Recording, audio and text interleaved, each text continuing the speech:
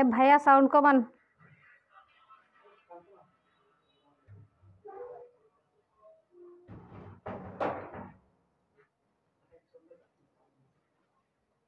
ভাইয়া সাউন্ড কমান।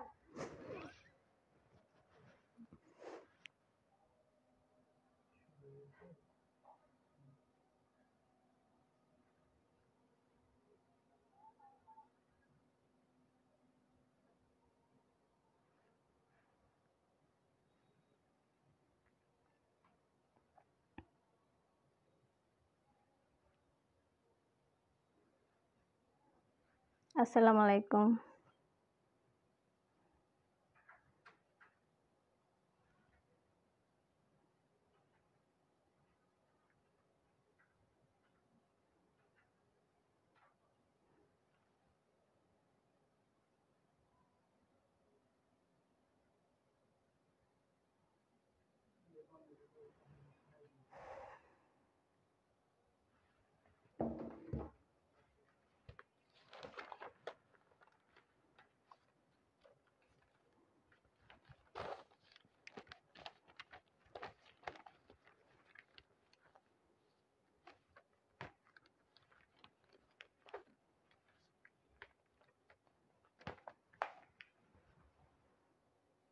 সবাই ক্লাসে জয়েন করো আর ক্লাস শেয়ার করে দাও।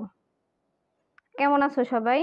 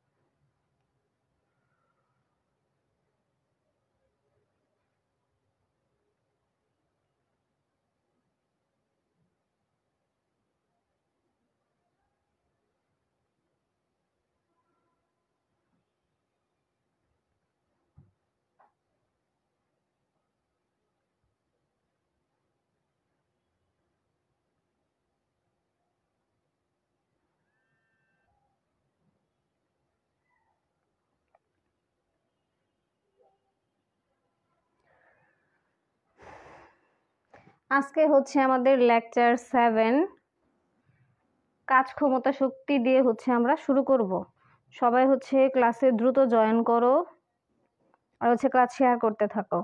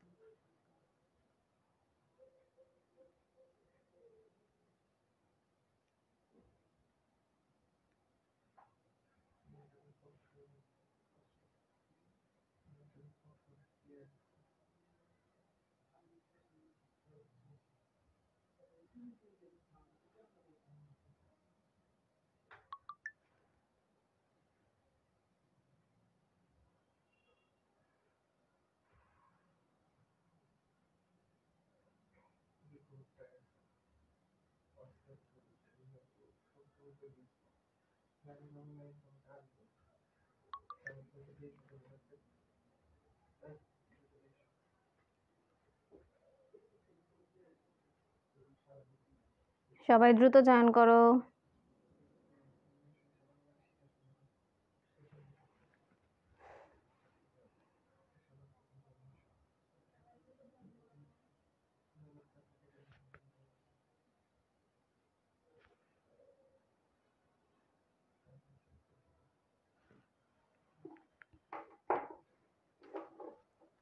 সবাই রেসপন্স করলে আমি ক্লাস শুরু করে দিব। আর যাদের কাছে আমাদের কোয়ান্টামের বইটা আছে তো টপিক ধরে ওই বইটা খোলো, কারণ আমি ওখান থেকে পড়াবো। বই থাকলে লাইনগুলো মার্ক করে নাও, আর যাদের কাছে বই নেই তারা লিখে নিবা।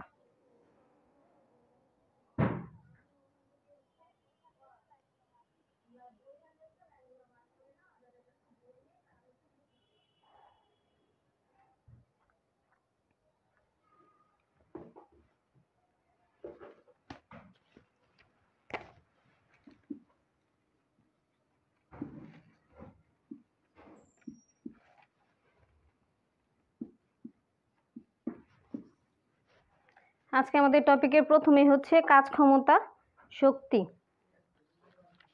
তাহলে হচ্ছে আমি শুরু করে দিচ্ছি।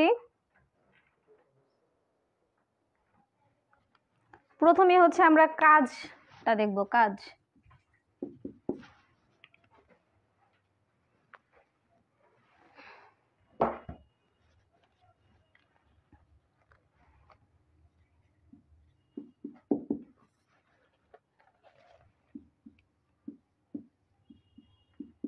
কাজের মাত্রা হচ্ছে ml² T ইনভার্স 2 এবং কাজ ইজ ইকুয়াল টু হচ্ছে বল ইনটু বলের দিকে সরণের উপাংশ।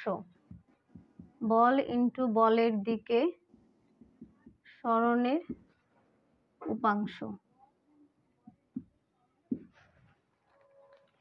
আমি তোমাদেরকে ওই টপিকগুলো থেকে হচ্ছে মেইন যে লাইনগুলো, যেগুলো থেকে হচ্ছে কোশ্চেন আসতে পারে, জাস্ট ওই লাইনগুলো হচ্ছে মার্ক করে করে পড়াবো।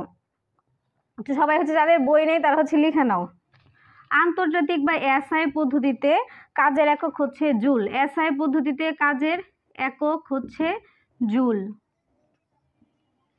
হচ্ছে যে দ্বারা প্রকাশ করা হচ্ছে। দোকানে কাজের এসআই পদ্ধতিতে কাজের একক হচ্ছে জুল এবং সিজিএস পদ্ধতিতে কাজের একক হচ্ছে আর্গ। 1 জুল সমান হচ্ছে 10⁻⁷ আর্গ। আবার বলতেছি, কাজের মাত্রা হচ্ছে ml² T ইনভার্স 2। কাজ is equal to ball into বলের দিকে সরণের উপাংশ। এসআই পদ্ধতিতে কাজের একক জুল, সিজিএস পদ্ধতিতে কাজের একক আর্গ এবং 1 জুল সমান 10⁻⁷ আর্গ।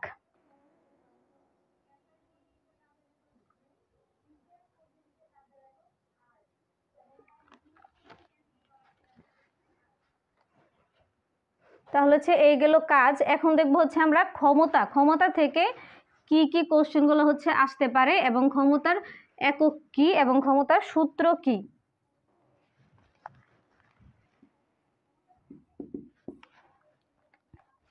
ক্ষমতা ইজ ইকুয়াল টু হচ্ছে কাজ বাই সময়। তার মানে কাজকে সময় দিয়ে ভাগ করলে যা পাওয়া যাবে তাই হচ্ছে ক্ষমতা। ক্ষমতার একক হচ্ছে ওয়াট। ক্ষমতার একক হচ্ছে ওয়াট।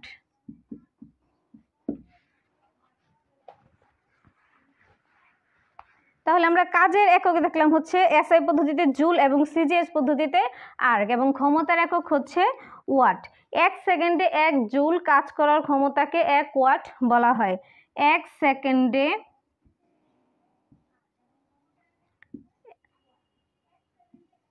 1 জুল কাজ করার ক্ষমতাকে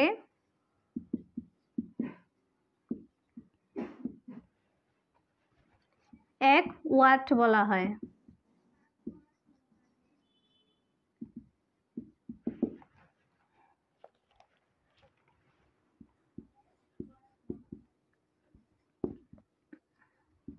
এখন দেখবো আমরা অশ্ব ক্ষমতা।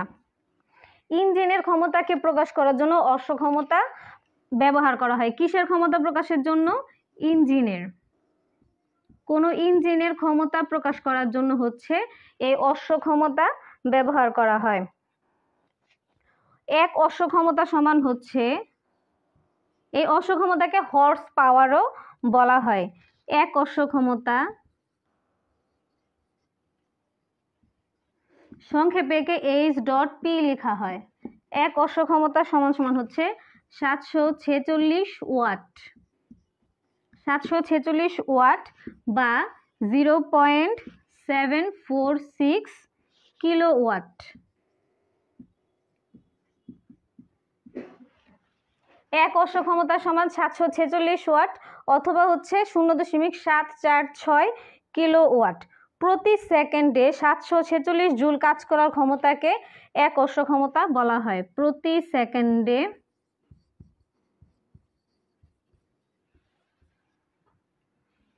746 জুল কাজ করার ক্ষমতাকে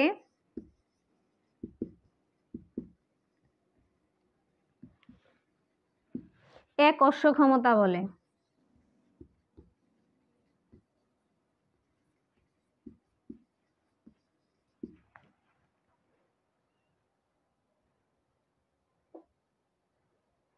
যদি হচ্ছে সাউন্ড ক্লিয়ার না শোনা যায় বা হচ্ছে লিখতে না পারো তাহলে হচ্ছে অবশ্যই কমেন্টস করবা।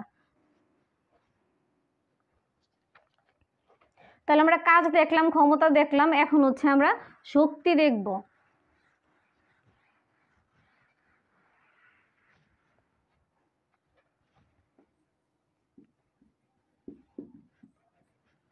কোন বস্তুর কাজ করার সামর্থ্যকে হচ্ছে তার শক্তি বলা হয়। শক্তির একক এবং কাজের একক একই। আমরা কি দেখলাম যে কাজের একক জুল, তার মানে শক্তির এককও হচ্ছে জুল, কে যে দ্বারা প্রকাশ করা হয়। শক্তির 9টি রূপ পর্যবেক্ষণ করা যায়। শক্তির 9টি রূপ পর্যবেক্ষণ করা যায়, যেমন যান্ত্রিক শক্তি, বিদ্যুৎ শক্তি, রাসায়নিক শক্তি, এগুলো। এরকম হচ্ছে শক্তির 9টি রূপ আছে। যান্ত্রিক শক্তিকে হচ্ছে 2 ভাগে ভাগ করা যায়। যান্ত্রিক শক্তিকে 2 ভাগে ভাগ করা যায়। এক হচ্ছে বিভব শক্তি, বা এটাকে স্থিতি শক্তিও বলা হয়। বিভব শক্তি বা স্থিতি শক্তি, এবং হচ্ছে গতি শক্তি।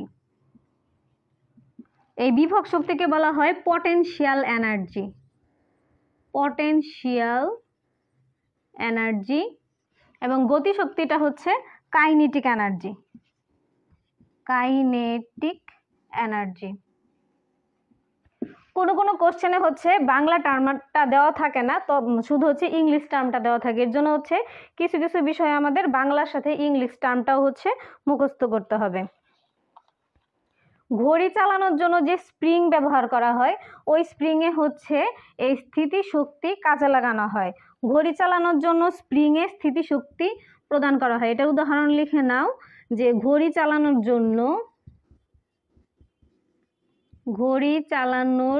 জন্য স্প্রিংয়ে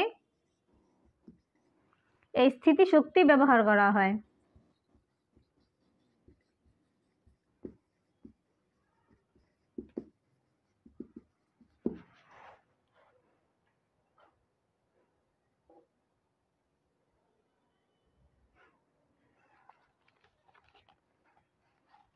তাহলে আমরা স্থিতি শক্তির উদাহরণ পাইলাম হচ্ছে ঘড়ি চালানো স্প্রিংয়ে যে শক্তি ব্যবহার করা হয় সেটা হচ্ছে স্থিতি শক্তি। তাহলে গতি শক্তি কোনটি?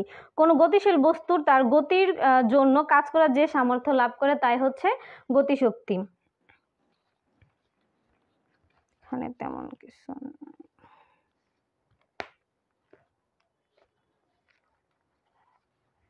স্থিতিশক্তির আরো কিছু উদাহরণ হচ্ছে, আমরা বলতে পারি নদীতে বাঁধ দিয়ে জলবিদ্যুৎ উৎপাদনের সময় সঞ্চিত জলরাশিতে স্থিতিশক্তি জমা করে রাখা হয়। আমরা জানি যে পানি থেকে হচ্ছে বিদ্যুৎ উৎপন্ন করা হয়। ওই বিদ্যুৎ যখন উৎপন্ন করা হয় তখন হচ্ছে নদীর পানির এই স্থিতিশক্তিকে হচ্ছে কাজে লাগানো হয়।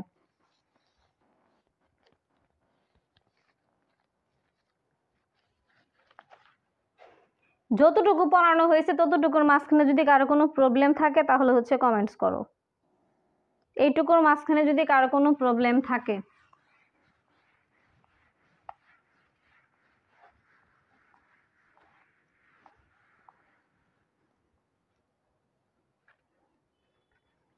এখন হচ্ছে আমরা চাপ দেখব।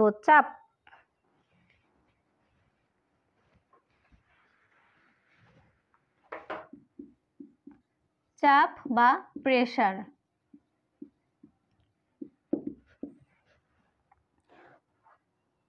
চাপের একক হচ্ছে প্যাসকেল। চাপের একক প্যাসকেল।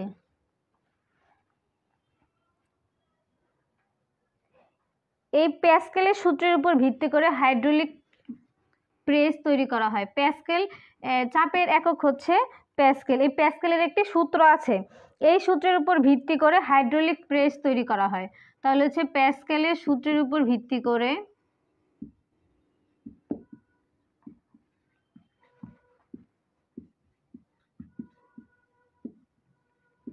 প্যাসকেলের সূত্রের উপর ভিত্তি করে হাইড্রোলিক প্রেস তৈরি করা হয়।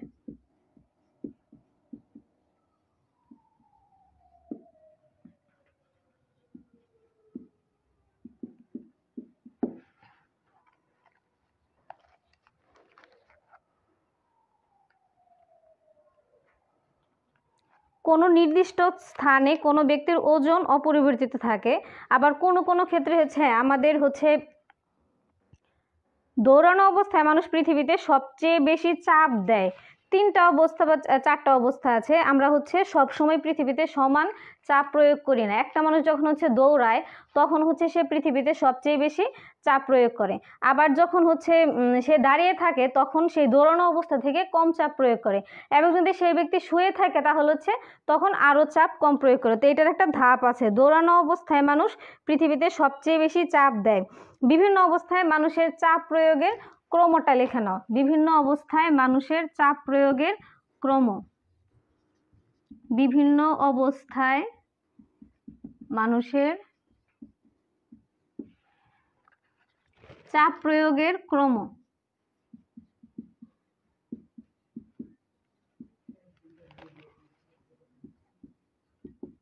যেমন দৌড়ানো অবস্থায় সবচেয়ে বেশি, দাঁড়ানো অবস্থায় তার চেয়ে কম, বসা অবস্থায় আরো কম, শো অবস্থায় হচ্ছে সবচেয়ে কম থাকে, সবচেয়ে কম চাপ প্রয়োগ করে।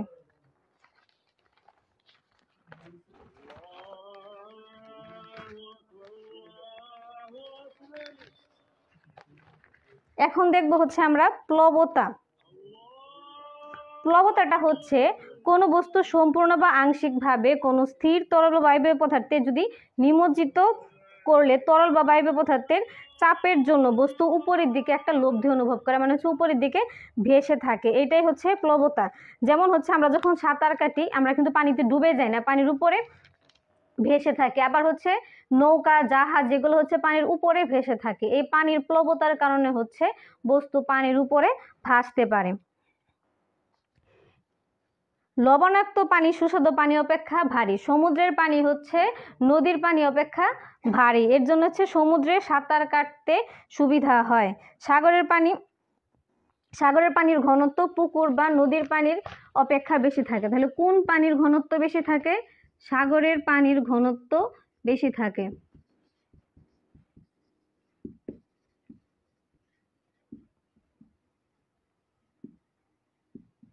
সাগরের পানির ঘনত্ব বেশি থাকে বিধায় সাগরে সহজেই সাঁতার কাটা যায়, সহজে সাঁতার কাটা যায়।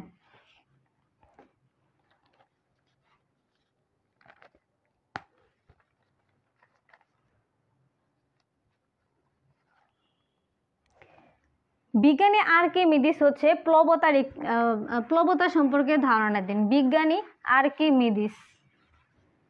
আর্কিমিডিসের জন্মস্থান হচ্ছে গ্রিসের সিসিলিতে, গ্রিসে জন্মগ্রহণ করেন। বিজ্ঞানী আর্কিমিডিস গ্রিসে জন্মগ্রহণ করেন। আর্কিমিডিস তিনি হচ্ছে গ্রিসে জন্মগ্রহণ করেন এবং তিনি প্লবতার সূত্র প্রদান করেন, প্লবতার সূত্র দেন।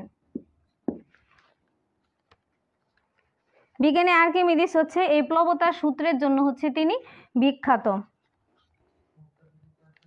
ওনার সূত্রটি হচ্ছে বস্তুকে কোনো স্থির তরল অথবা বায়বীয় পদার্থে যদি আংশিক বা সম্পূর্ণ ডুবালে বস্তুটি তার ওজন হারায়, এবং এই হারানো ওজন বস্তুটি দ্বারা অপসারিত তরল বা বায়বীয় পদার্থের ওজনের সমান হয়, যার কারণে হচ্ছে কোনো বস্তু ভাসতে পারে। তাহলে হচ্ছে আমরা কি শুরুতে দেখছি যে সমুদ্রের পানির সাগরের বা সমুদ্রের পানির প্লবতা হচ্ছে বেশি, যার কারণে ওইখানে বড় বড় জাহাজ হচ্ছে সহজে ভাসতে পারে। কিন্তু এই জাহাজগুলো যদি আবার হচ্ছে নদীর পানিতে আসে তাহলে হচ্ছে সেগুলো ভাসতে পারবে না, ডুবে যাবে, কারণ নদীর পানির ঘনত্ব বা প্লবতা হচ্ছে কম।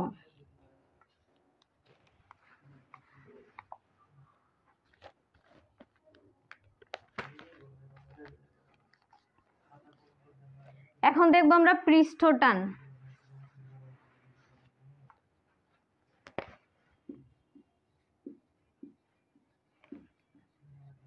পৃষ্ঠটান বা সারফেস টেনশন।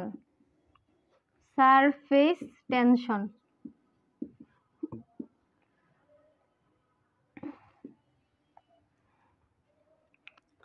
তরল পদার্থ মাত্রই, তরল পদার্থের একটা বিশেষ ধর্ম হচ্ছে তরল পৃষ্ঠ সর্বদা সংকুচিত হয়ে সর্বনিম্ন ক্ষেত্রফলে থাকতে চায়, মানে সে সবসময় সংকুচিত অবস্থায় হচ্ছে থাকতে চায়।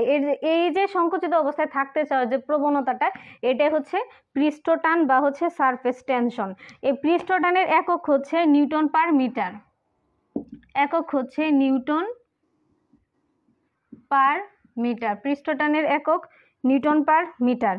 এই তলীয় টান বা পৃষ্ঠটানের জন্যই পানির ছোট ফোঁটা বা বৃষ্টির ফোঁটা গোলাকৃতির হয়। এই পৃষ্ঠটানের কারণে হচ্ছে বৃষ্টির পানির ফোঁটা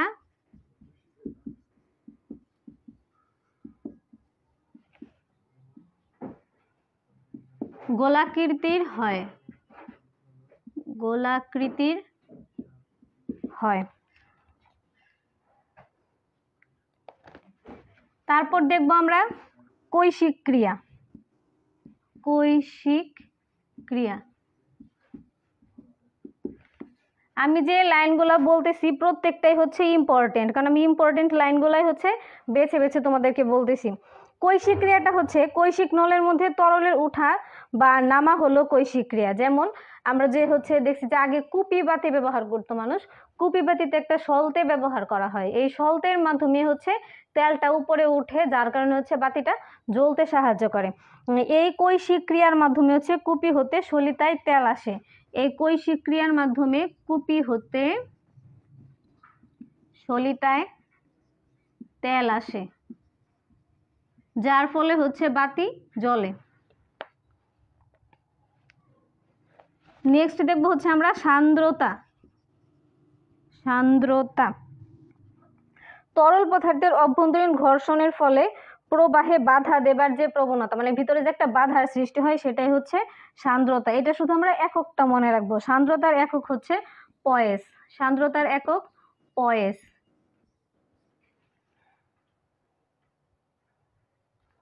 কত পেজ? 657 পেজ।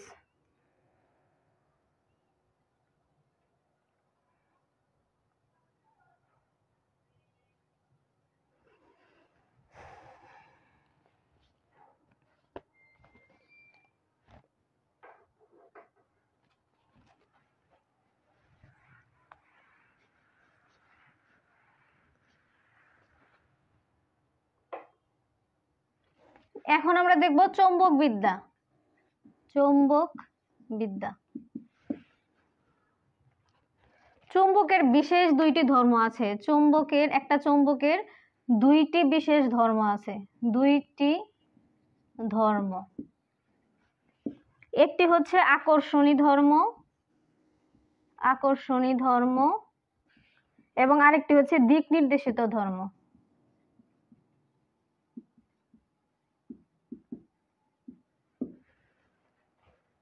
আকর্ষণী ধর্ম আরেকটা হচ্ছে দিক নির্দেশনী ধর্ম। এই দিক নির্দেশনী ধর্ম দ্বারাই হচ্ছে দিক নির্ণয় করা হয়। দিক নির্দেশিত ধর্ম দ্বারাই হচ্ছে দিক নির্ণয় করা হয়।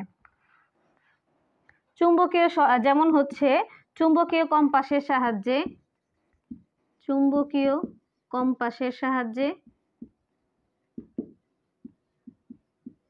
সহজেই দিক নির্ণয় করা যায়। সহজেই দিক নির্ণয় করা যায়। যেমন হচ্ছে সমুদ্রে যখন জাহাজ চালানো হয়, তখন হচ্ছে এই চুম্বকীয় কম্পাস দ্বারাই হচ্ছে দিক নির্ণয় করা হয়।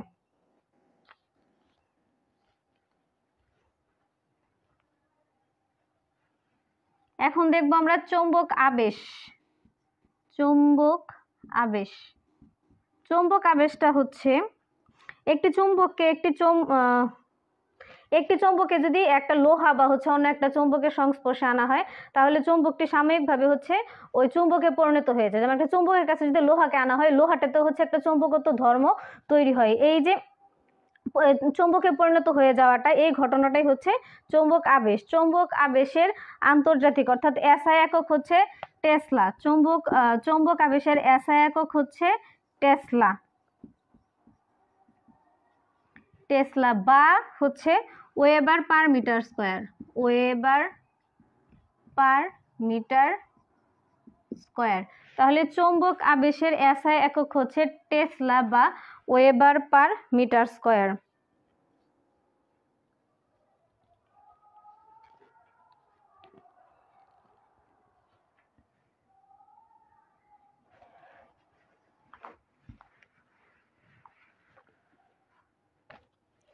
ষোলোশো খ্রিস্টাব্দে ডক্টর গিলবার্ট 1600 খ্রিস্টাব্দে ডক্টর গিলবার্ট প্রথম বলেন যে পৃথিবী একটি বিরাট চৌম্বক, পৃথিবী একটি বিরাট চৌম্বক।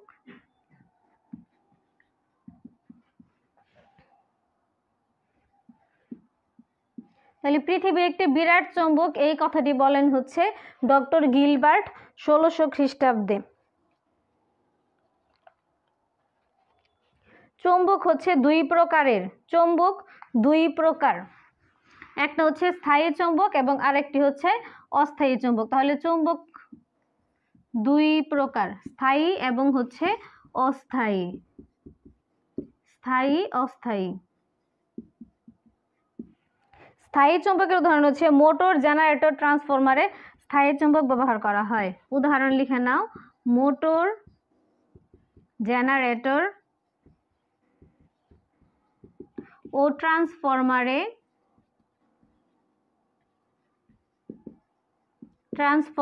স্থায়ী চৌম্বক ব্যবহার করা হয় এবং টেপ রেকর্ডার এবং কম্পিউটারে স্মৃতির ফিতায় অস্থায়ী বা সিরামিক চৌম্বক ব্যবহার করা হয়। টেপ রেকর্ডার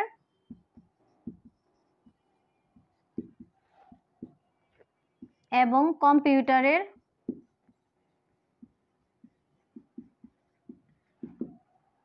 স্মৃতির ফিতায় অস্থায়ী বা মানে অস্থায়ী সিরামিক চৌম্বক ব্যবহার করা হয়, সিরামিক।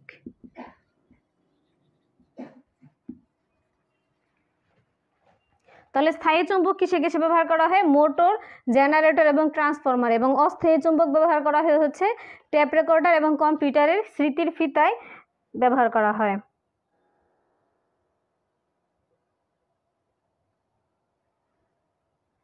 ও সরি, আমি এটা উল্টা বলছি, এটা অস্থায়ী হবে, এটা হবে স্থায়ী।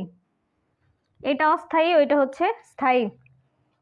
মোটর, জেনারেটর এবং ট্রান্সফরমারে অস্থায়ী চৌম্বক, আর হচ্ছে ট্যাপ রেকর্ডার ও কম্পিউটারের স্মৃতির ফিতায় হচ্ছে স্থায়ী চৌম্বক।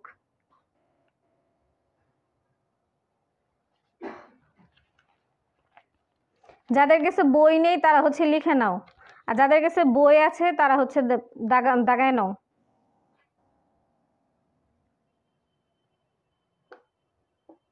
না, বইয়ে ভুল না, আমি লেখার সময় ভুল করছিলাম।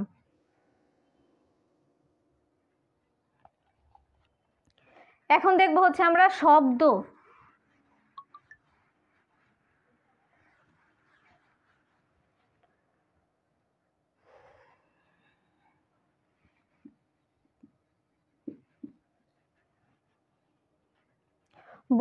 কোন বস্তুর কম্পনের ফলে হচ্ছে শব্দ উৎপন্ন হয়, কোন বস্তুর কম্পনের ফলে শব্দ উৎপন্ন হয় এবং কোন একটি কম্পমান বস্তু বা কণা 1 সেকেন্ডে যতগুলো পূর্ণ কম্পন সম্পন্ন করে তাকে হচ্ছে কম্পাঙ্ক বলা হয়। বস্তুর কম্পন বা কম্পাঙ্ক হার্টজ এককে প্রকাশ করা হয়। বস্তুর কম্পাঙ্কের একক হচ্ছে হার্টজ।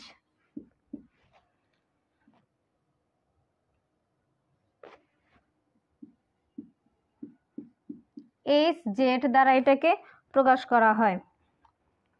মানবদেহে ষড়যন্ত্র শব্দ উৎপন্ন করে, মানবদেহে হচ্ছে ষড়যন্ত্র শব্দ উৎপন্ন করে। ষড়যন্ত্র থাকে হচ্ছে আমাদের গলায়, এই ষড়যন্ত্র শব্দ উৎপন্ন করে। শব্দের যে বৈশিষ্ট্য দ্বারা কোন সুর চড়া বা হচ্ছে কোন সুর মোটা তা বোঝা যায় তাকে শব্দের তীক্ষ্ণতা বলা হয়। শব্দের তীক্ষ্ণতা 105 ডেসিবেলের যদি বেশি হয় তাহলে হচ্ছে মানুষ বধির হতে পারে। শব্দের তীব্রতা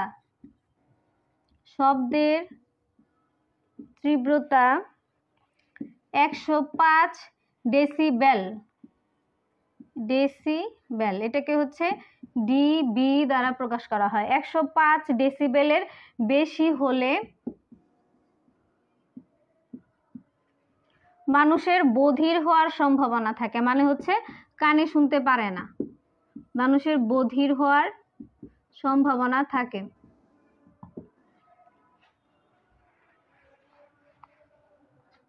তারপরে হচ্ছে আমরা হচ্ছে কয়েকটা শব্দের তীব্রতা লিখে নাও।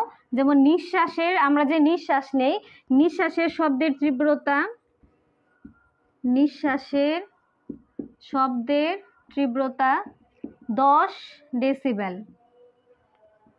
ফিস ফিস করে কথা বলার, ফিস ফিস করে কথা বলার শব্দের তীব্রতা 30 ডেসিবেল। এবং আমরা যে সাধারণ কথোপকথন করি তার তীব্রতা হচ্ছে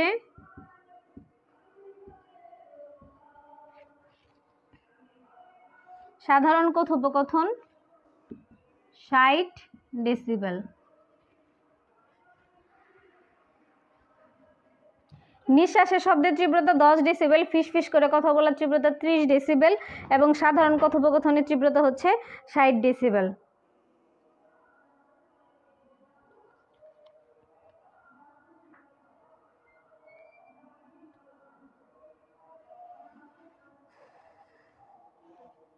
এখন দেখবো হচ্ছে আমরা তরঙ্গ। কেউ যদি লেখা শেষ না করতে পারো তাহলে হচ্ছে বলবা, আমি পরে মুছবো।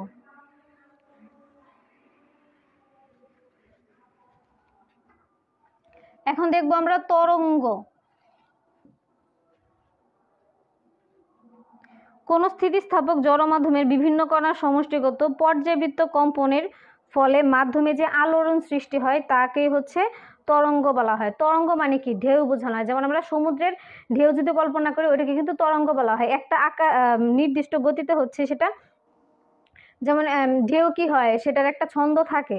তাহলে এই যে মাধ্যমে হচ্ছে একটা পর্যাবৃত্ত কম্পনের সৃষ্টি হবে সেটাকে হচ্ছে তরঙ্গ বলা হবে। তরঙ্গ দুই প্রকার, লম্বিক বা অনুদৈর্ঘ্য তরঙ্গ এবং হচ্ছে আর বা অনুপ্রস্থ তরঙ্গ। শব্দ এক ধরনের অনুদৈর্ঘ্য তরঙ্গ, শব্দ এক ধরনের অনুদৈর্ঘ্য তরঙ্গ, অনুদৈর্ঘ্য তরঙ্গ। শব্দ এক ধরনের অনুদৈর্ঘ্য তরঙ্গ। এবং তরঙ্গ বেগ, তরঙ্গ বেগ ভি সমান সমান তরঙ্গ দৈর্ঘ্য, তরঙ্গ দৈর্ঘ্য ইন্টু কম্পাঙ্ক।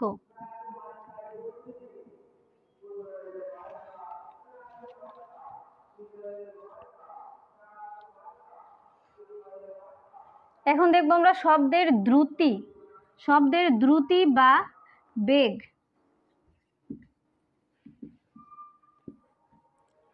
শব্দ প্রতি সেকেন্ডে যে দূরত্ব অতিক্রম করে তাকে হচ্ছে শব্দের দ্রুতি বা বেগ বলা হয়। মানে 1 সেকেন্ডে শব্দ যে দূরত্ব অতিক্রম করে তা হচ্ছে শব্দের দ্রুতি। বাতাসে শব্দের দ্রুতি সেকেন্ডে 332 মিটার। দ্রুতিগুলো লিখে নাও।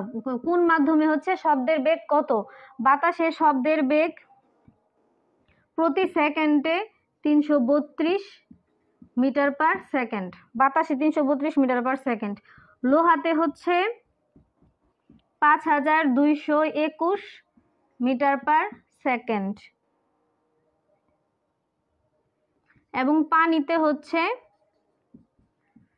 1450 মিটার পার সেকেন্ড। শব্দের দ্রুতি বাতাসে 332 মিটার পার সেকেন্ড, লোহাতে 5221 মিটার পার সেকেন্ড এবং পানিতে হচ্ছে 1450 মিটার পার সেকেন্ড। সবাই কি বুঝতে পারতেছি?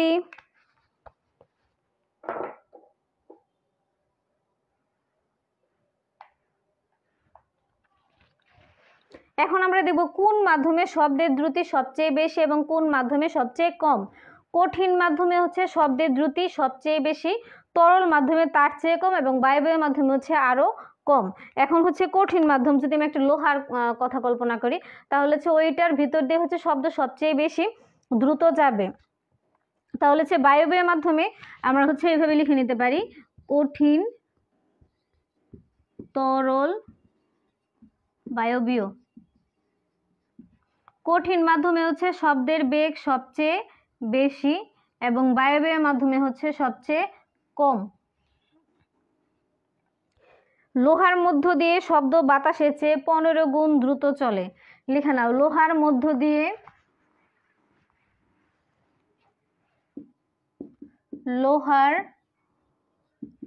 দিয়ে শব্দ বাতাসের চেয়ে 15 গুণ দ্রুত চলে। তার মানে বোঝা গেল কঠিন মাধ্যম হচ্ছে শব্দের বেগ সবচেয়ে বেশি। পানির মধ্যে শব্দ বাতাসের চেয়ে 4 গুণ দ্রুত চলে। পানির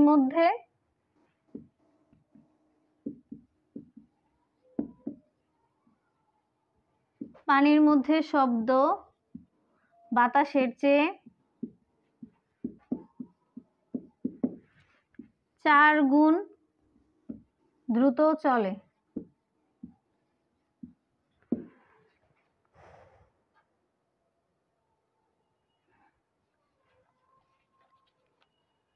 তাহলে দেখো আবার বলতেছি, লোহার মধ্য দিয়ে হচ্ছে শব্দ বাতাসের চেয়ে 15 গুণ বেশি চলে এবং পানির মধ্যে হচ্ছে বাতাসের চেয়ে 4 গুণ বেশি দ্রুত চলে শব্দ।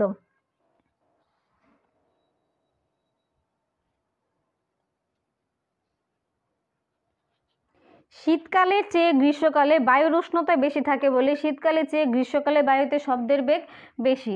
তাহলে হচ্ছে লিখে নাও, গ্রীষ্মকালে বায়ুতে শব্দের বেগ বেশি। গ্রীষ্মকালে শব্দের বেগ বেশি, কিন্তু আবার শীতকালে হচ্ছে কম।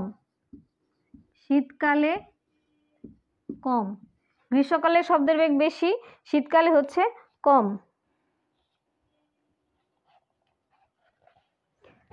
এটা হচ্ছে তাপমাত্রার উপর ভিত্তি করে। গ্রীষ্মকালে তাপমাত্রা বেশি থাকে, তাই হচ্ছে শব্দের বেগ বেশি থাকে, এবং হচ্ছে শীতকালে হচ্ছে কম থাকে। আবার আর্দ্রতার উপর ভিত্তি করে বায়ুর আর্দ্রতা বেশি থাকে বলে বর্ষাকালে শব্দ দ্রুততর হয়, যার কারণে হচ্ছে বাজ পড়লে আমরা অনেক, আকাশে যখন বাজ পড়ে তখন হচ্ছে আমরা খুব জোরে শুনতে পারি। তাহলে হচ্ছে আর্দ্রতার কারণে, বায়ুর আর্দ্রতার কারণে হচ্ছে বর্ষাকালে শব্দ দ্রুত শোনা যায়। বর্ষাকালে শব্দ দ্রুততর শোনা যায়।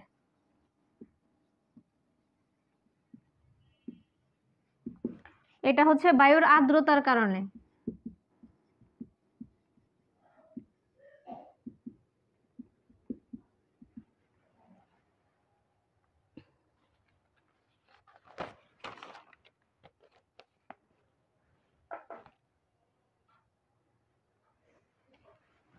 মুছে দিচ্ছি। এখন হচ্ছে আমরা একটা মজার জিনিস দেখব, প্রতিধ্বনি। আমরা জানি যে খোলা মাঠে যদি কোনো খোলা জায়গায় যদি শব্দ করা হয়, সেই শব্দ হচ্ছে আবার ফিরে আসে। এই যে শব্দের ফিরে আসা বা প্রতিফলিত হয়, সেটাই হচ্ছে প্রতিধ্বনি। প্রতিফলিত শব্দকে প্রতিধ্বনি বলা হয়। আচ্ছা, আজান দিচ্ছে, হচ্ছে আমি 1 মিনিট পরে শুরু করছি।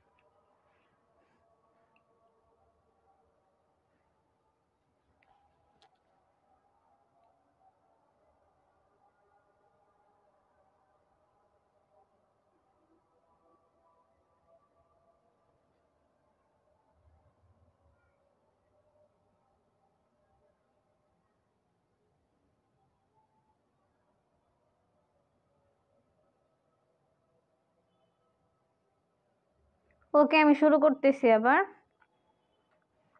দেখো, প্রতিধ্বনি। কোনো শব্দ শোনার 0.1 সেকেন্ড পর্যন্ত হচ্ছে তার রেশ আমাদের মস্তিষ্কে থেকে যায়। এই যে 0.1 সেকেন্ড পর্যন্ত এই রেস্ট আমাদের মস্তিষ্কে থাকে, এটাকে বলা হয় হচ্ছে শব্দানুভূতির স্থায়িত্বকাল। তাহলে শব্দানুভূতির স্থায়িত্বকাল হচ্ছে 0.1 সেকেন্ড। এবং হচ্ছে প্রতিধ্বনি শোনার জন্য উৎস এবং প্রতিফলকের ন্যূনতম দূরত্ব হতে হবে হচ্ছে 16.6 মিটার। একজন যদি প্রতিধ্বনি শুনতে চায় তাহলে হচ্ছে ওই তার উৎস এবং প্রতিফলকের মধ্যে ন্যূনতম দূরত্ব হবে হচ্ছে 16.6 মিটার। এবং হচ্ছে শব্দের প্রতিধ্বনি ব্যবহার করে সমুদ্র ও কুয়ার গভীরতা নির্ণয় করা হয়। শব্দের প্রতিধ্বনি ব্যবহার করে সমুদ্র ও কুয়ার গভীরতা নির্ণয় করা হয়। সবাই হচ্ছে লিখে নাও।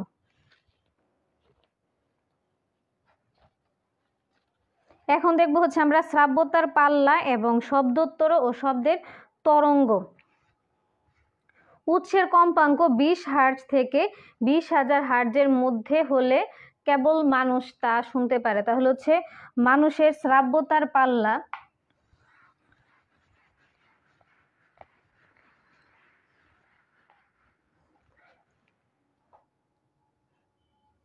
মানুষ যে সীমা পর্যন্ত হচ্ছে শব্দ শুনতে পারে তাকে বলা হয় শ্রাব্যতার পাল্লা। শ্রাব্যতার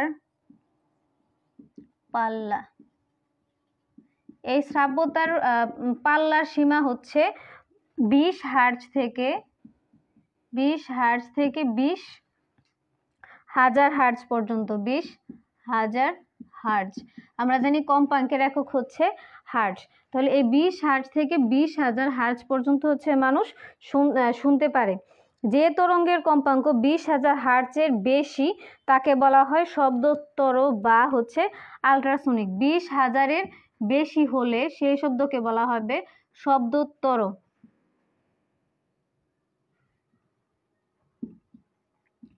শব্দোত্তর তরঙ্গ বা এটাকে আল্ট্রাসনিক বলা হয়। আল্ট্রাসনিক বলা হয়। আবার যদি 20 হার্জের কম হয় তাহলে তাকে বলা হয় শব্দোত্তর। শব্দোত্তর বা ইনফ্রাসনিক। ইনফ্রাসনিক। এই শব্দোত্তর বা আল্ট্রাসনিক তরঙ্গকে কাজে লেগে হচ্ছে আল্ট্রাসোনোগ্রাফি পরীক্ষা করা হয়। আল্ট্রাসোনোগ্রাফি।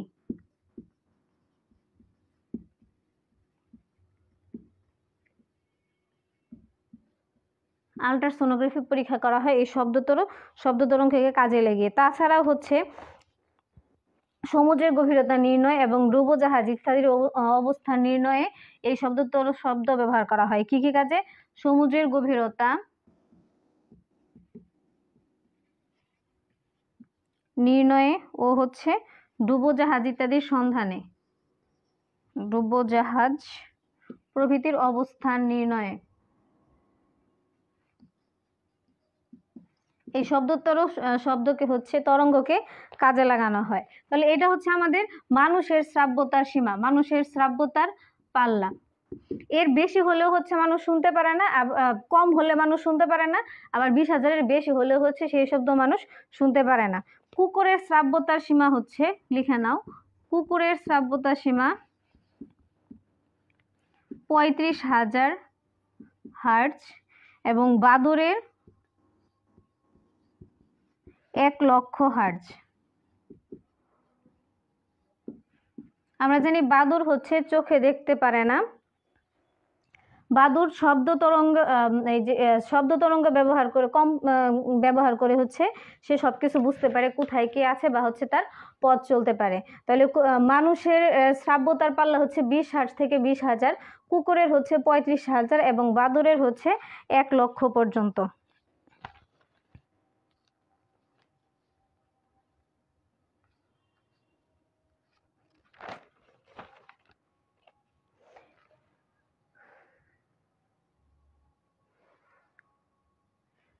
আশা করি এই পর্যন্ত সবাই বুঝতে পারছো। এখন দেখবো হচ্ছে আমরা তাপ।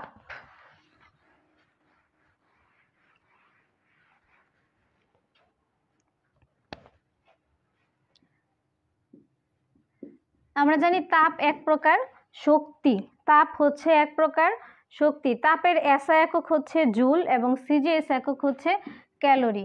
তাপের এসআই একক হচ্ছে জুল এবং সিজিএস একক হচ্ছে ক্যালোরি। ক্যালোরি। 1 গ্রাম পানির তাপমাত্রা 1 ডিগ্রি সেলসিয়াস বৃদ্ধির জন্য যে পরিমাণ তাপের প্রয়োজন হয় তাকে হচ্ছে 1 ক্যালোরি তাপ বলে। 1 ক্যালোরি সমান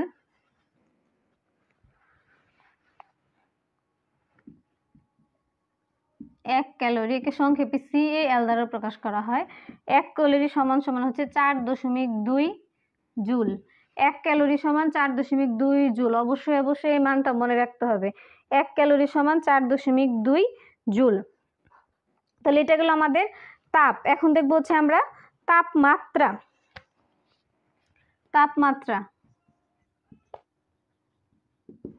তাপমাত্রা হচ্ছে একটা বস্তুর তাপীয় অবস্থা যা নির্ধারণ করে ওই বস্তুটি অন্য বস্তুর তাপীয় সংস্পর্শে এসে তাপ গ্রহণ করবে না হচ্ছে তাপ বর্জন করবে। তাপমাত্রার এসআই একক হচ্ছে কেলভিন। তাপমাত্রার এসআই একক হচ্ছে কেলভিন এবং সিজিএস একক হচ্ছে ডিগ্রি সেলসিয়াস। Degree Celsius.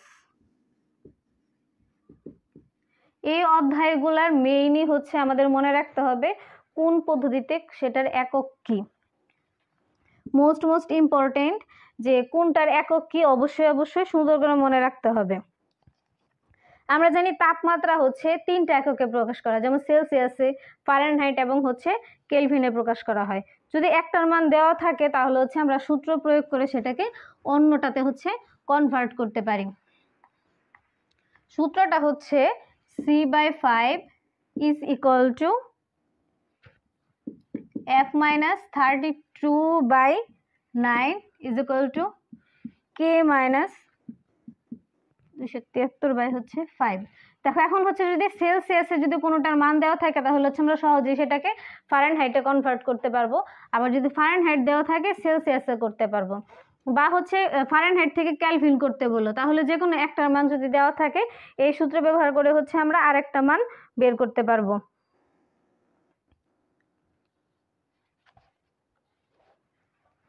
এখন হচ্ছে আমরা এই 3টা স্কেলে বিভিন্ন মান দেখব। একটা ছক লিখতেছি, ছকটা হচ্ছে লিখে নাও। স্কেলের নাম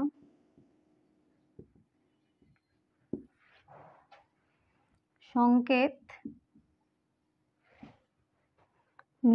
বরফের গলনাঙ্ক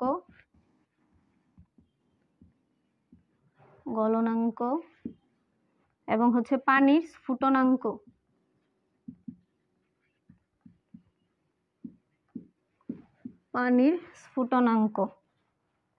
প্রথমে দেখবো আমরা সেলসিয়াস স্কেল। এই সেলসিয়াস স্কেলকে হচ্ছে সেন্টিগ্রেড স্কেলও বলা হয়। সেলসিয়াস স্কেলকে সি দ্বারা প্রকাশ করা হয়। সেলসিয়াস স্কেলে বরফের গলনাঙ্ক হচ্ছে 0 ডিগ্রি সেলসিয়াস এবং পানির স্ফুটনাঙ্ক হচ্ছে আমরা জানি 100 ডিগ্রি সেলসিয়াস। আবার ফারেনহাইট স্কেলে, এটাকে এফ দ্বারা প্রকাশ করা হয়। ফারেনহাইট স্কেলে বরফের গলনাঙ্ক হচ্ছে 32 ডিগ্রি সেলসিয়াস এবং পানির স্ফুটনাঙ্ক হবে হচ্ছে 32 ডিগ্রি ফারেনহাইট এবং এটা হবে হচ্ছে 212 ডিগ্রি ফারেনহাইট। এবং কেলভিনকে হচ্ছে কে দ্বারা প্রকাশ করা হয়। কেলভিন স্কেলে বরফের গলনাঙ্ক হচ্ছে 273 ডিগ্রি এবং 273 ডিগ্রি কেলভিন এবং পানির স্ফুটনাঙ্ক হচ্ছে 373 ডিগ্রি কেলভিন।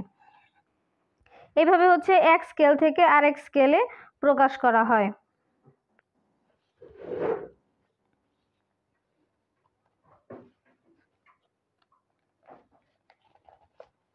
তাহলে এইভাবে আসতে পারে যে ফারেনহাইট স্কেলে হচ্ছে বরফের গলনাঙ্ক কত বা হচ্ছে পানির স্ফুটনাঙ্ক কত। তাহলে ফারেনহাইট স্কেলে আমরা কি দেখতেছি, সরাসরি মানটা মুখস্থ করে ফেলবো। ফারেনহাইট স্কেলে বরফের গলনাঙ্ক 32 ডিগ্রি ফারেনহাইট এবং পানির স্ফুটনাঙ্ক হচ্ছে 212 ডিগ্রি ফারেনহাইট। এখন দেখবো হচ্ছে আমরা পরম শূন্য তাপমাত্রা।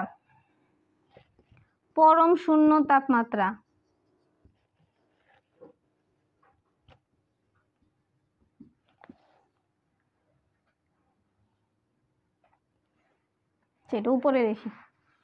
ছকটা যদি লেখা হয়ে থাকে সববার তাহলে হচ্ছে আমি মুছে দিচ্ছি।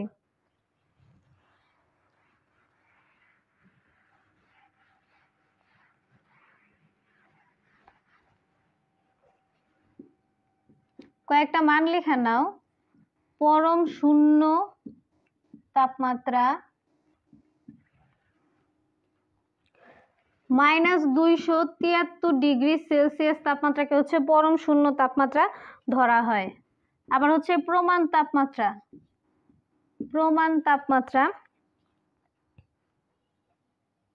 0°C বা 273°K তাপমাত্রাকে হচ্ছে প্রমাণ তাপমাত্রা বলা হয়। এবং হচ্ছে আরেকটা আছে প্রমাণ চাপ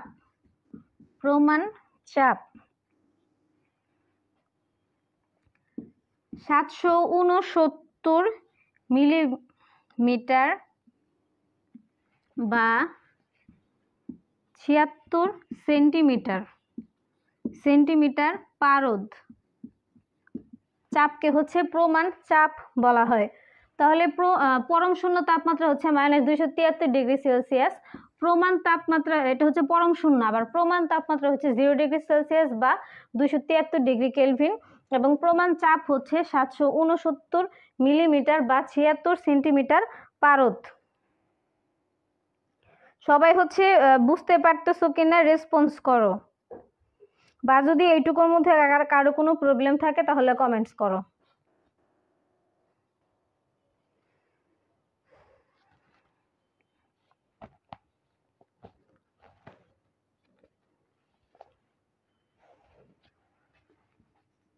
ক্লিনিক্যাল থার্মোমিটার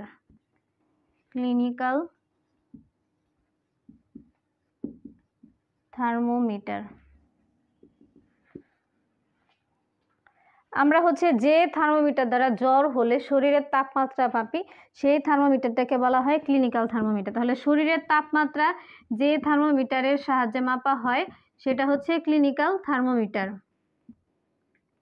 এবং এই থার্মোমিটারে হচ্ছে ফারেনহাইট স্কেল ব্যবহার করা হয়। ক্লিনিক্যাল থার্মোমিটারে ফারেনহাইট স্কেল ব্যবহৃত হয়। যেমন আমরা শরীরের তাপমাত্রা যখন পরিমাপ করি তখন বলি হচ্ছে 100°F বা 104°F। এই ফারেনহাইট স্কেলে 95°F থেকে 110°F পর্যন্ত দাগ কাটা থাকে। 95 থেকে 110° পর্যন্ত হচ্ছে দাগ কাটা থাকে। এখন হচ্ছে যে মানবদেহের উষ্ণতা মানে আমাদের দেহের স্বাভাবিক তাপমাত্রা হচ্ছে 98.4°F, 98.4°F বা হচ্ছে 36.9°C। এর কম যদি হয়, এখন হচ্ছে এটা হচ্ছে আমাদের নর্মাল তাপমাত্রা। কিন্তু তাপমাত্রা যদি হচ্ছে 96 মানে 96 থেকে কমে 95° যদি হয়ে যায়, তা 96 এর কম মানে 95° যদি হয় তখন আমরা সেটাকে বলবো হাইপোথার্মিয়া। স্বাভাবিক হচ্ছে 98.4, এর থেকে যদি কমে যায়, কমতে যদি 95°তে চলে আসে তখন সেটাকে আমরা বলবো হাইপোথার্মিয়া। আর যদি হচ্ছে আবার স্কেলে দাগ কাটা থাকে হচ্ছে 110 পর্যন্ত, কিন্তু 105° থেকে যদি বেড়ে যায় 106° হয়ে গেল, 105 বা 106° যদি হয়ে যায় সেটাকে বলা হবে হাইপারথার্মিয়া। তার মানে হচ্ছে তাপমাত্রা কমে গেলে বলবো হাইপোথার্মিয়া, এবং যদি হচ্ছে তাপমাত্রা বেড়ে যায় তাহলে হচ্ছে সেটা হাইপারথার্মিয়া।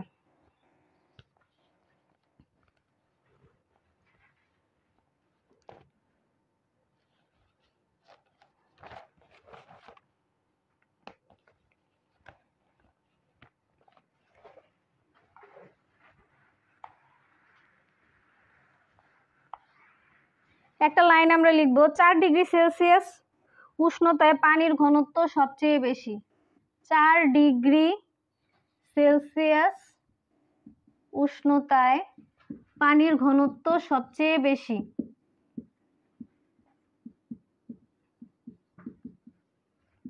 4°C তাপমাত্রায় পানির ঘনত্ব সবচেয়ে বেশি।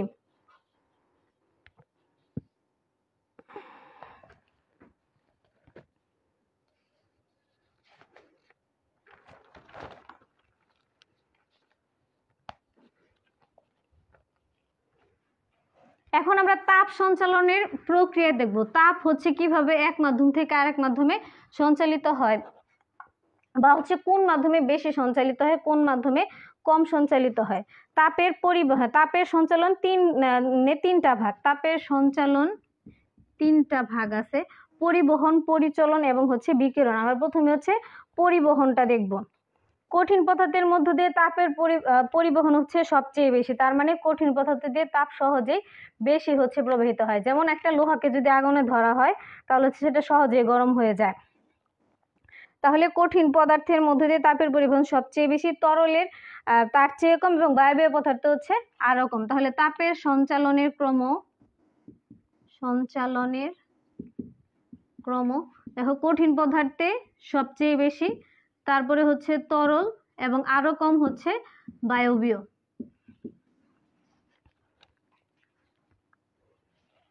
তামাকে বলা হয় সর্বোত্তম তাপ পরিবাহক।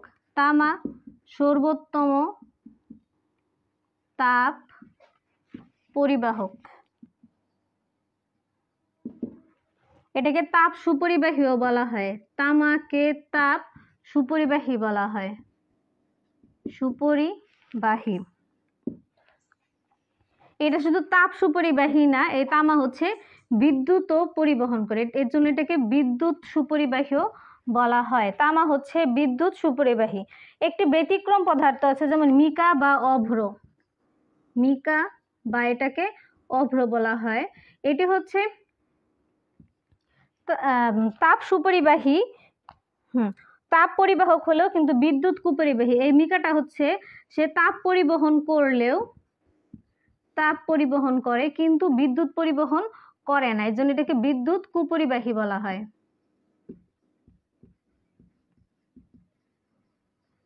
তাপ সুপরিবাহী কিন্তু বিদ্যুৎ কুপরিবাহী।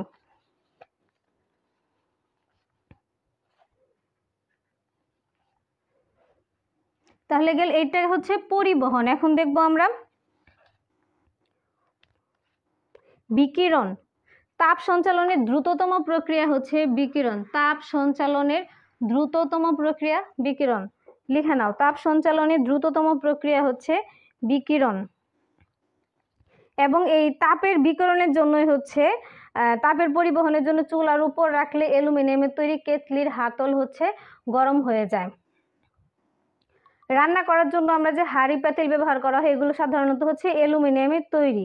এর প্রধান কারণ এতে দ্রুত তাপ সঞ্চালিত হয় বলে খাদ্যদ্রব্য তাড়াতাড়ি সিদ্ধ হয়।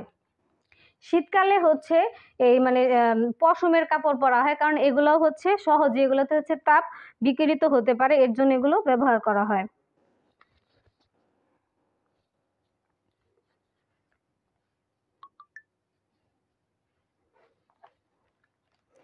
মনে রাখতে হবে কালো রং হচ্ছে অধিক তাপ শোষণ করে। কালো রং অধিক তাপ শোষণ করে, এর জন্য হচ্ছে গরমের দিনে কালো কাপড় পরতে না করা হয়। কিন্তু আবার সাদা রং হচ্ছে তাপ শোষণ করতে পারে না, কালো রঙের মতো সাদা রং হচ্ছে বেশি তাপ শোষণ করে না, এর জন্য গরমের দিনে সাদা কাপড় পরতে বলা হয়, কিন্তু কালো কাপড় পরতে না করা হয়। তাপ বিকিরণ ক্ষমতা অধিক বলে কালো রঙের কাপে চা তাড়াতাড়ি ঠান্ডা হয়। পুলিশ সাধারণত সাদা ছাতা ও জামা ব্যবহার করেন, কারণ হচ্ছে অতিরিক্ত গরমের জন্য হচ্ছে তার শরীরের তাপটা কম অনুভূত হয়। 667 পৃষ্ঠা, তাপের শোষণ ও বিকিরণ 667 পৃষ্ঠা, নিচের দিকে দেওয়া আছে। কালো রং অধিক তাপ শোষণ করে বলে ছাতার কাপড়ের রং সাধারণত কালো হয়। তাপ বিকিরণ ক্ষমতা অধিক বলে কালো রঙের কাপে চা তাড়াতাড়ি ঠান্ডা হয়। এবং সাদা রঙের বস্তুর তাপ বিকিরণ ও শোষণ ক্ষমতা সবচেয়ে কম, এজন্য গ্রীষ্মকালে সাদা কাপড় পরতে বলা হয়। এজন্য হচ্ছে গ্রীষ্মকালে সাদা কাপড় পরতে বলা হয়।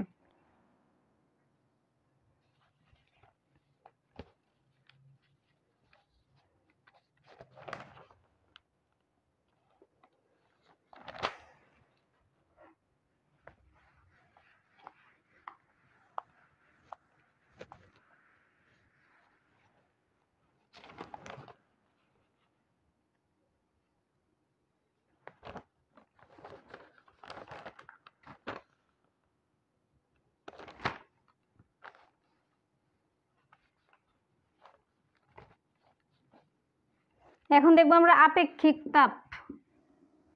আপেক্ষিক তাপ, এই আপেক্ষিক তাপের একক হচ্ছে joule per KG per kelvin. Joule per KG per kelvin. পানির আপেক্ষিক তাপ হচ্ছে 4200 জুল। পানির আপেক্ষিক তাপ 4200 joule per KG per kelvin. এবং দুধের আপেক্ষিক তাপ, দুধের আপেক্ষিক তাপ 3930 joule per KG per kelvin.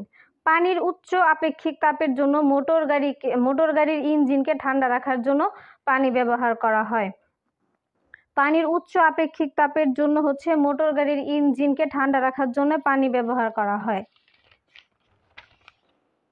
এখন দেখবো হচ্ছে আমরা তাপ ধারণ ক্ষমতা। তাপ ধারণ ক্ষমতা,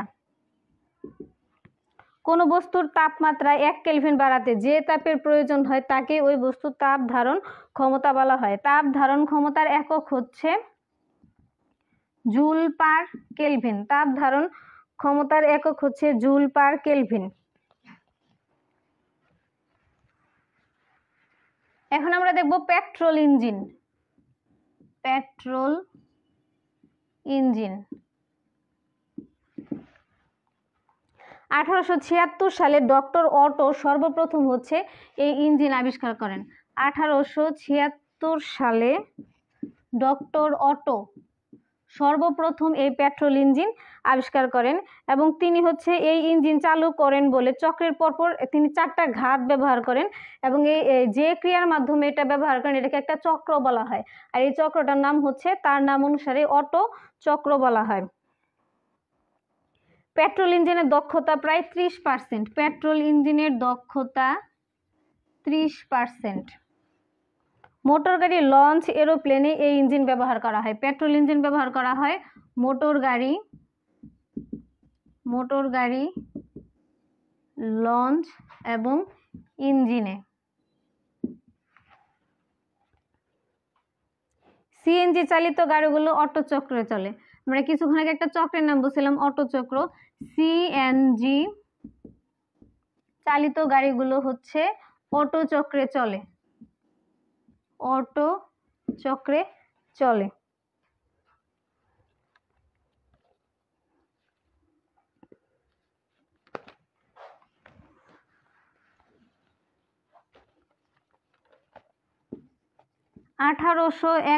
সালে ব্রিটিশ সাংবাদিক জেমস হ্যারিসন প্রথম হিমায়ক যন্ত্র আবিষ্কার করেন। প্রথম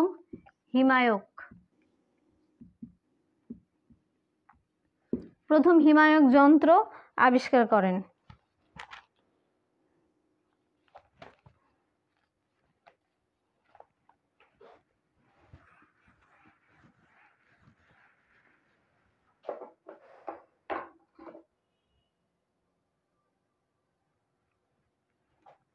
এখন দেখবো আমরা আলো।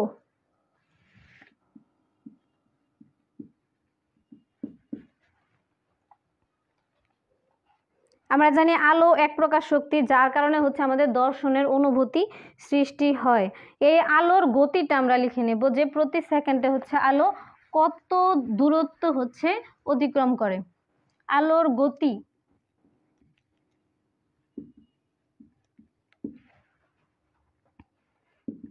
থ্রি ইন্টু 10⁶ বা 3 লক্ষ কিলোমিটার পার সেকেন্ড।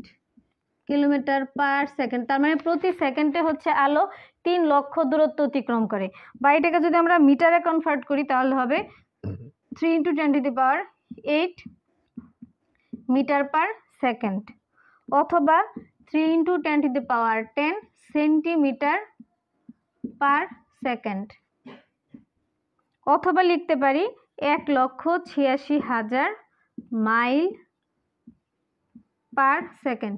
যে এককে থাকবে আমরা হচ্ছে সেই এককেই আনসার করব। তাহলে আলোর গতি হচ্ছে প্রতি সেকেন্ডে দেখো 3 লক্ষ কিলোমিটার, বা হচ্ছে 3 × 10⁶ লেখা থাকতে পারে।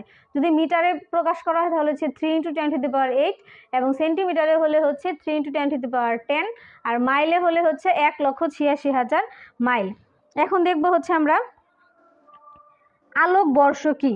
আলো শূন্য মাধ্যমে 1 বছর সময়ে, এটা তো হচ্ছে সে প্রতি সেকেন্ডে অতিক্রম করছে, এখন হচ্ছে 1 বছরে হচ্ছে সে কতটুকু দূরত্ব অতিক্রম করে সেটাকে বলা হয় আলোক বর্ষ। তাকে আলোক বর্ষ বা 1 আলোক বর্ষ বলা হয়। 1 আলোক বর্ষ সমান কত? তাহলে আলোক বর্ষটা হচ্ছে কি, আবারও বলছি, শূন্য মাধ্যমে আলো 1 বছর সময়ে যে দূরত্ব অতিক্রম করে তা হচ্ছে আলোক বর্ষ। 1 আলোক বর্ষ সমান 1 আলোক বর্ষ সমান 9.461 × 10⁻12 কিলোমিটার। 9.461 × 10⁻12 কিলোমিটার, বা হচ্ছে 5.879 × 10⁻12 মাইল। দূরত্বের সবচেয়ে বড় একক হচ্ছে পারসেক। লিখে নাও, দূরত্বের সবচেয়ে বড় একক পারসেক, এবং 1 পারসেক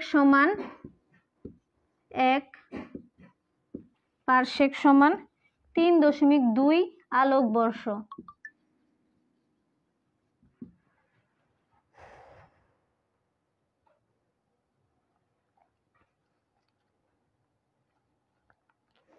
আলো শূন্য স্থানে 1 বছরে যে দূরত্ব অতিক্রম করে তা হচ্ছে 1 আলোক বর্ষ, এবং দূরত্বের সবচেয়ে বড় একক হচ্ছে পারসেক। 1 পারসেক সমান 3.2 আলোক বর্ষ। এই আলোর চ্যাপ্টারটা হচ্ছে অনেক অনেক ইম্পর্টেন্ট, সবাই এটা মনোযোগ দিয়ে পড়ো। জ্যোতির্বিদ্যায় দূরত্বের একক হিসেবে আলোক বর্ষ এবং পারসেক দুইটি ব্যবহার করা হয়।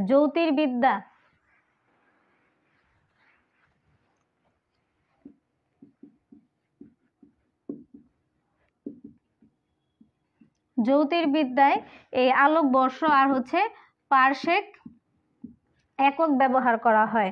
এখন হচ্ছে আমরা 4টা তত্ত্ব দেখব, এবং হচ্ছে এই তত্ত্বগুলা কে কে আবিষ্কার করছেন বা কোন বিজ্ঞানী আবিষ্কার করছেন সেটা দেখব।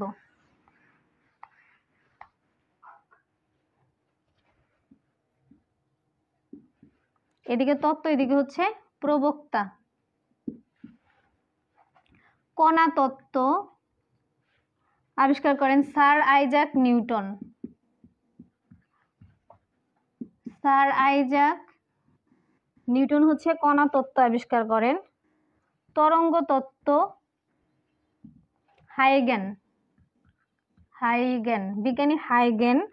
তাড়িৎ চৌম্বক তত্ত্ব হচ্ছে ম্যাক্সওয়েল। কোয়ান্টাম তত্ত্ব হচ্ছে ম্যাক্স প্লাঙ্ক।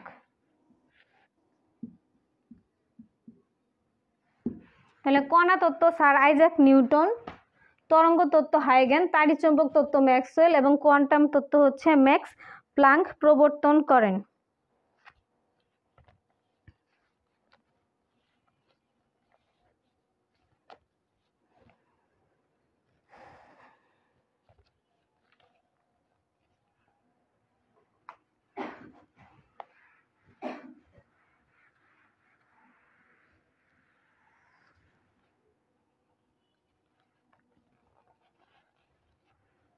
একটা সূত্র লিখে নাও, ফোটনের শক্তি সমান সমান প্লাঙ্ক ধ্রুবক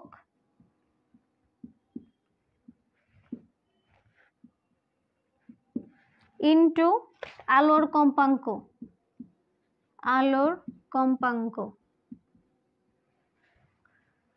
ফোটনের শক্তি সমান প্লাঙ্ক ধ্রুবক ইনটু আলোর কম্পাঙ্ক। এই প্লাঙ্ক ধ্রুবকটার মান হচ্ছে 6.65 ইনটু 10⁻⁻27 আর্ক সেকেন্ড। এই মানটা আমরা মুখস্থ করব। প্লাঙ্ক ধ্রুবকের মান হচ্ছে 6.65 × 10⁻⁻27 আর্গ সেকেন্ড।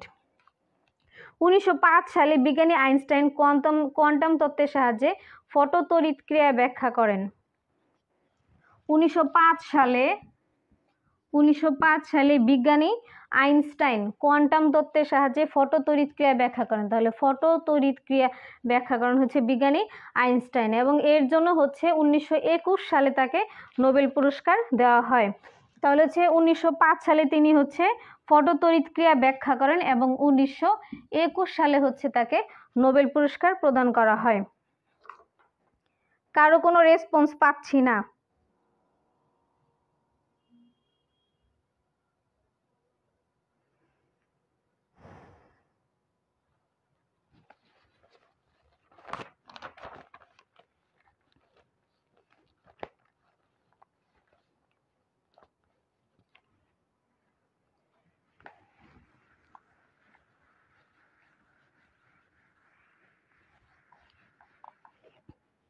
এখন আমরা দেখব তাড়িৎ চৌম্বক বর্ণালী। তাড়িৎ চৌম্বক বর্ণালী।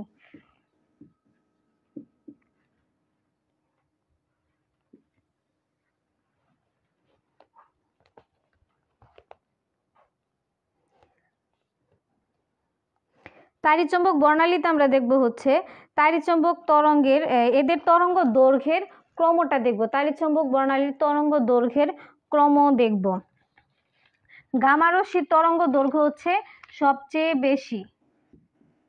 গামা, এক্স রে,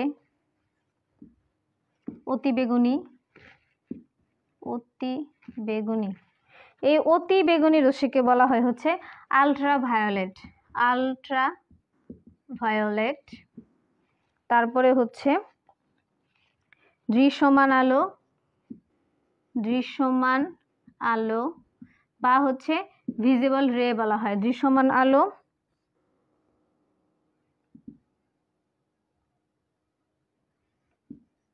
অবলোহিত, অবলোহিত বা ইনফ্রারেড রে।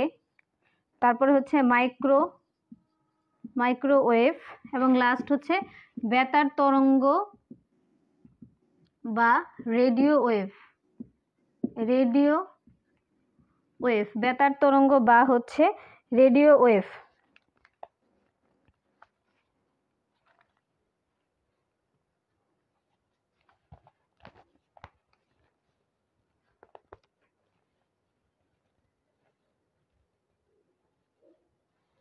আলোর তরঙ্গ দৈর্ঘ্যের একক হচ্ছে অ্যামস্ট্রং। আলোর তরঙ্গ দৈর্ঘ্যের একক,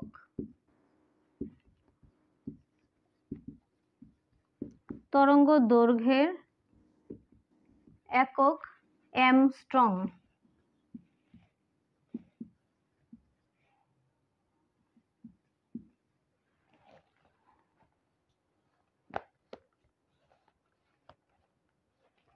এই গামা রশ্মির তরঙ্গ দৈর্ঘ্য হচ্ছে সবচেয়ে বেশি, যার কারণে হচ্ছে এই তরঙ্গ দৈর্ঘ্য মানুষের জন্য ক্ষতিকর। আবার কিন্তু আমরা জানি অতিবেগুনি রশ্মি বা আলট্রাভায়োলেট রে হচ্ছে আমাদের মানুষের জন্য উপকারী, যার কারণে হচ্ছে সকাল বেলার যে রোদ উঠে ওই রোদ থেকে আমরা কি পাই, এই অতিবেগুনি রশ্মি থেকে আমরা ভিটামিন ডি পাই। এখানে হচ্ছে সকালবেলার যে উষ্ণ রোদটা থাকে এটা হচ্ছে আমাদের বডির জন্য উপকারী, কিন্তু আবার এই যে গামা রে, এক্স রে এগুলো হচ্ছে আমাদের জন্য ক্ষতিকর।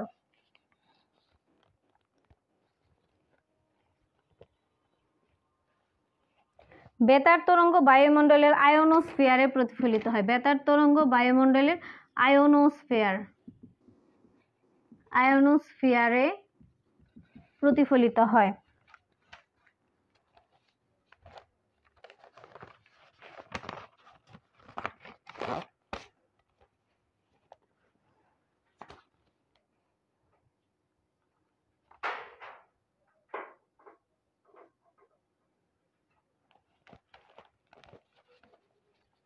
এই ক্রমটা আমরা মনে রাখবো কোনটার বেশি আর হচ্ছে কোনটার কম।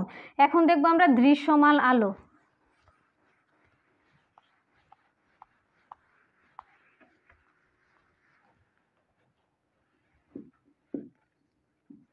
দৃশ্যমান আলো।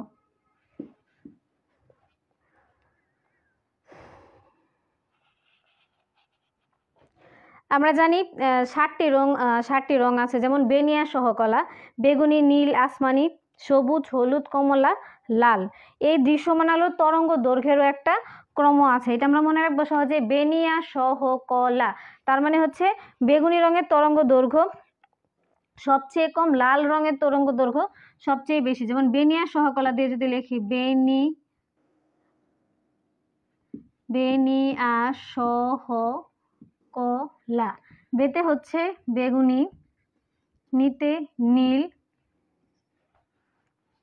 আতে হচ্ছে আসমানি বা আসমানি, শতে সবুজ, হতে হচ্ছে হলুদ, কতে কমলা এবং লতে হচ্ছে লাল।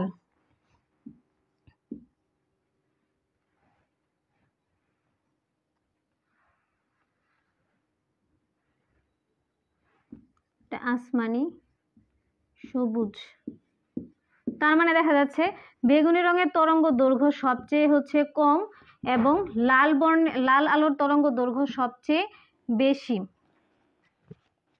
যে আলোর তরঙ্গ দৈর্ঘ্য সবচেয়ে বেশি তার প্রতিসরণ, বিচ্যুতি এবং বিক্ষেপণ কম।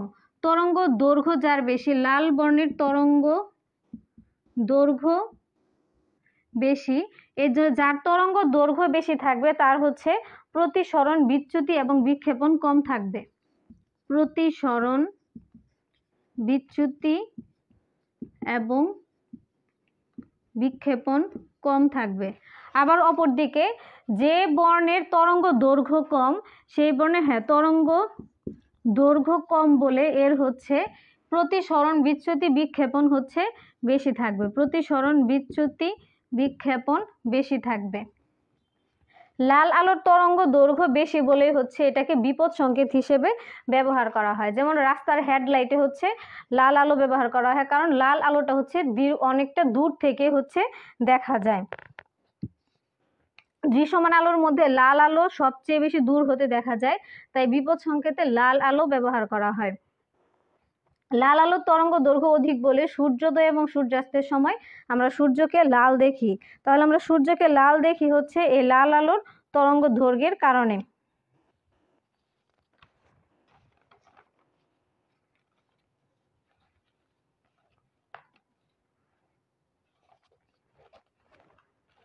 আজকে হচ্ছে এই পর্যন্তই থাকলো।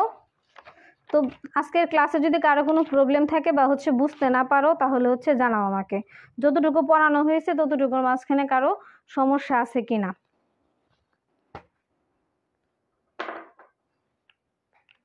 সবাই হচ্ছে ক্লাসের পড়াটা ক্লাসেই শেষ করে নেবা, কারণ একসাথে যদি অনেকগুলো পড়া জমে তখন হচ্ছে সেটা আমাদের শেষ করতে অনেকটা কষ্ট হবে।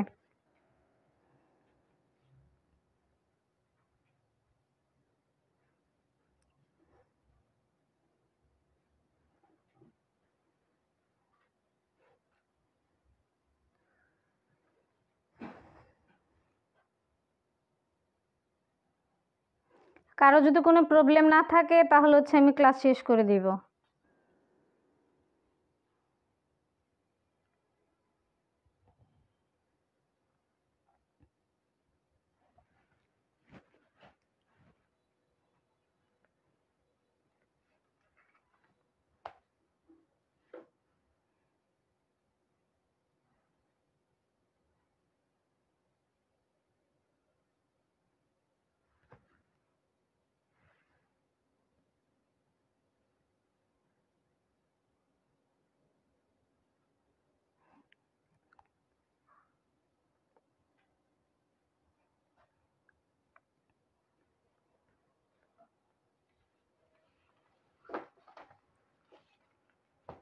তাহলে আজকে এই পর্যন্তই। তোমরা হচ্ছে সবাই ঠিকমতো পড়াশোনা করো, ভালো থাকো।